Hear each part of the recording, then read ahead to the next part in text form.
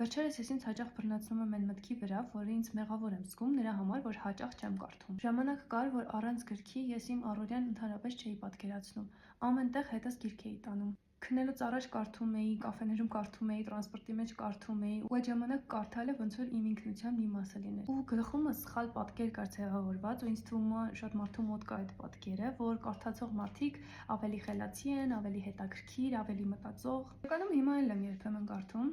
Այդ կարող լինի փիլիսոփայություն, բայց կարող նաև լինի օրինակ ինչ-որ ռոմանս կամ ֆենտեզի, sense թեթև գրքեր։ Մի մասս մի տեսակ ինձ ներսից ջաջ է անում, որ այդ կարդալը հաճիվ չի։ Բայց միաժամանակ հասկանում եմ, որ ես շատ լիքը բաներ ուրիշ տեղերից եմ սովորում։ Այդ կարող լինի ոդկասթներ, YouTube վիդեոներ կամ ուղղակի ինչ-որ թեմաներ ռենդոմ, որ ինձ հետաքրքիր են։ Ես նույն ձև հետաքրքրվում եմ, նույն ձև սովորում եմ, ուղղակի հիմա ուրիշ եղանակով։ Ու միգուցե այդ մեղքի զգացումը իրականում կարդալու մասին չի, այլ նրա մասին է, որ իմ հին տարբերակներից մեկից բաժանվում եմ, որին այնքան սովոր էի արդեն, ու փորձում եմ ընդունել, որ սովորելը, աճելը անպայման չի միշտ նույն տեսքով լինի։ Ուղղակի պետք է հարմարվել ժամանակի հետ։